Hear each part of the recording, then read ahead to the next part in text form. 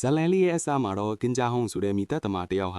ာမိထဲမှာပိတ်မိနေတဲ့ကလေးငယ်တယောက်ကိုကယ်တင်ရင်တိုက်ပေါ်ကပြုတ်ကျပြီးမတော်တဆသေဆုံးသွားတာကိုမြင်ရမှာပဲဖြစ်ပါတယ်။ကင်ဟာသူသေဆုံးသွားတာကိုသူကိုယ်တိုင်မသိခဲ့ပဲ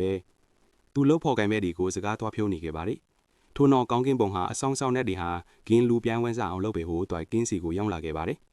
ကင်ဟာကောင်းကင်ဘုံမှာနမိတ်ရ22ခုနှစ်ပြီးတဲ့နောက်စံချိန်တင်လောက်အောင်အဖိကင်းစင်တဲ့သူတယောက်အဖိပေါ်ထွက်လာခဲ့တာပဲဖြစ်ပါတ ကင် ယ် တေဆုံးတာတီသွားတဲ့ချင်းမှာကင်ဟာသူ့အမေနဲ့နောက်ဆုံးတစ်ခေါက်လောက်တွေ့ဆုံဖို့တောင်းဆိုခဲ့ပြီးမြဲမအောင်မြင်ခဲ့ပါဘူးကင်ဟာကောင်းကင်ဘုံကိုလိုက်သွားပြီးလူပြန်ဝန်စားဖို့အမှုလင်ဆိုင်ခဲ့ရပါတယ်ပထမဆုံးအမှုမှာတော့ကင်ဟာတွင်းနဲ့ထဲပြုတ်ချနေတဲ့လူတွေကိုကယ်တင်နေတာကိုမြင်ရမှာပဲဖြစ်ပါတယ်ဒါပေမဲ့ကင်လောက်အပြစ်ကင်းစင်တဲ့သူတွေမဟုတ်တဲ့အတွက်ကြောင့်ကယ်တင်ခွင့်မရခဲ့ပါဘူး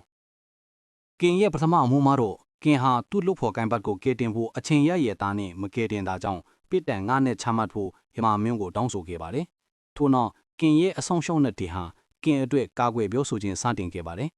အဆောက်အရှောက်နက်ကကင်းကိုမင်းလို့ဖော်ကိုင်ဖတ်ရဲ့နောက်ဆုံးစကားကိုမှတ်မိရလားလို့ကင်းကိုမေးခဲ့ပါတယ်။ကင်းရဲ့လို့ဖော်ကိုင်ဖတ်ကသူ့ကိုထားခဲ့ပြီးဒဏ်ရာရတဲ့သူတွေကိုအရင်ကယ်ပေးဖို့ကင်းကိုတောင်းဆိုခဲ့ပါတယ်။ကင်းဟာလို့ဖော်ကိုင်ဖတ်ရဲ့အသက်ကိုမကယ်တင်နိုင်ခဲ့ပေမဲ့မိရီတဟုံဟုံတောက်နေတဲ့ဂျားကနေ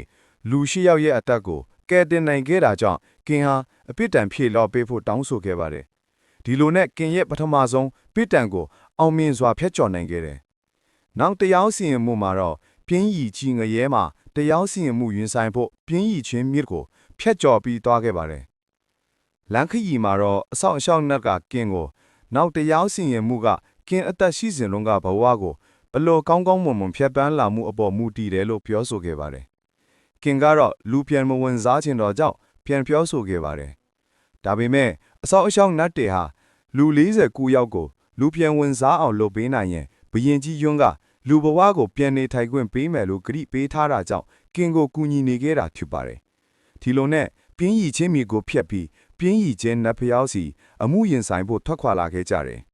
အမှုရင်ဆိုင်ဖို့နေမှာတော့အဆောက်အရှောက်နတ်တွေဟာကင်ဟာလူဘဝမှာတော့ကပြင်းရီချင်းမရှိဘဲနေထိုင်ခဲ့ကြောင်းတခဏလေးမှာတော့အနာမရခဲ့ကြောင်းသူတေဆုံးသွားခဲ့ကြောင်းပြောဆိုခဲ့ပါတယ်။ပြင်းရီချင်းနတ်ဖျားကကင်ရဲ့ဘဝကိုတနာပြီးပြစ်ဒဏ်ကင်းလွတ်ခွင့်ပေးခဲ့ပေမဲ့လူပြန်မဝင်စားချင်တော့တဲ့ကင်ကတော့သူဟာလူဘဝတော့ကပတ်စံရဖို့တခုတည်းအတွက်အလုပ်လုပ်ခဲ့တာဖြစ်ခဲ့ကြောင်းပြန်လဲပြောဆိုခဲ့တဲ့အတွက်ပြင်းရီချင်းနတ်ဖျားကပတ်စံတခုတည်းကြီးခဲ့တဲ့ကင်ကိုပြင်းရီချင်းငရဲကိုပို့ဖို့စိတ်ပြောင်းသွားခဲ့ပါတယ်။အဆောင်ရှောင်းနတ်တွေဟာပြင်းရီချင်းနတ်ဖျားကိုကင်ရဲ့ကံကြမ္မာကြေးမွန်ကိုပြန်ကြည့်ပေးဖို့နဲ့ကင်ပတ်စံရှာတယ်ဆိုတာကလည်းကင်ရဲ့နားမကြံတဲ့အမေအိုကြီးရဲ့ဆေးဖိုးနဲ့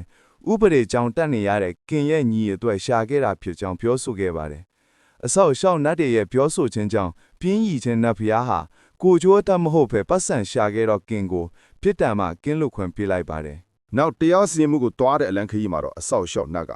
ကင်းလူပြန်ဝင်စားရင်ကင်းအမေရဲ့အိမ်မက်ထဲမှာကိုထင်းပြနိုင်ကြောင်းပြောဆိုခဲ့ပါတယ်။လူပြန်လူဝင်စားချင်တော့တဲ့ကင်းဟာသူ့အမေကိုအိမ်မက်ထဲမှာကိုထင်းပြနိုင်မယ်ဆိုတဲ့စကားကြောင့်လူပြန်ဝင်စားဖို့ဆုံးဖြတ်ခဲ့ပါတယ်။လန်ခီမှာတော့ကင်းလိုရဲ့ခရီးလမ်းဟာပထမလိုမချော့မွေပဲကမောက်ကမတီခစ်နေခဲ့ပါတယ်။အကြောင်းကတော့လူဘဝမှာကင်းရဲ့အညိုတယောက်ဟာတေဆုံးပြီးအညိုကြီးတဲ့ဝိညာဉ်ခစ်နေတဲ့အတွက်ကင်တို့ရဲ့တရားစီရင်မှုကိုတွားမဲ့အလံခီကမချော့မွေပဲကမောက်ကမတီဖြစ်နေခဲ့တာပါ။ဒီလိုနဲ့နောက်တရားစီရင်မှုမှာတော့ကင်ဟာသူ့လှုပ်ဖော်ကိုင်ဖက်ရဲ့သမီးကိုစာအတုတွေပေးပို့ပြီးသူ့ခေအယောင်ဆောင်ကလေးမီလက်ဖျားကပေးပို့ခဲ့တယ်ဆိုတော့ဆွဆွဲချနဲ့တရားရင်ဆိုင်ခဲ့တာပါတယ်။ကင်ဟာဘာမှပြန်မပြောဘဲနှုတ်ဆက်နေခဲ့တာကြောင့်ကင်ရဲ့ရှာကိုဖျက်ဖို့အမိန့်ပေးခဲ့ပါတယ်။ထို့နောက်ကင်းရဲ့တဆောက်ရှောက်နတ်တီဟာကင်းအတွက်ခုခံပြောဆိုခဲ့ပါတယ်။ကင်းဟာစာတုရဲ့ရေးဖို့ကဟာလှုပ်ဖို့ကိုင်ဖက်ရဲ့တမိတင်မဟုတ်ပဲကင်းဟာဆေးရုံတန်နေရတဲ့သူ့အမေကိုလက်ရော့မှာစိုးရိမ်တာကြောင့်သူဟာမိမယူထားကြောင်းပြီးတော့တမီးလေးတစ်ယောက်လည်းမွေးထားကြောင်းသူ့တဲ့ဘဝကအဆင်ပြေနေကြောင်းစာအတုတွေရေးပို့ခဲ့လာကြောင်းကင်းရဲ့အမေဟာမကုသနိုင်တော့တဲ့ဖျားနာမှုကိုကင်းရဲ့စာအတုတွေကြောင့်ဆက်လက်ရှင်တန်နိုင်ခဲ့တာထက်တဲ့အကြောင်းကင်းလှုပ်ဖို့ကိုင်ဖက်ရဲ့တမီးကလည်းသူ့စီစာတွေပို့တာသူ့အဖေမဟုတ်တာသိပေမဲ့ကင်းရဲ့စာအတုတွေကြောင့်အခုဆိုတယောက်ထဲဘဝကိုရဲဝင့်စာဖြတ်သားနေကြောင်းဒီလိုလုပ်ခဲ့တဲ့ကင်းကိုကျင်းနာစွာထွေးပွေပြီးဟုတောင်းဆိုခဲ့ပါတယ်ဒီလိုနဲ့ကင်းဟာအပြစ်ဒဏ်မပေးတော့ပဲနောက်တရားစီရင်မှုကိုဆက်သွားရပါတော့တယ်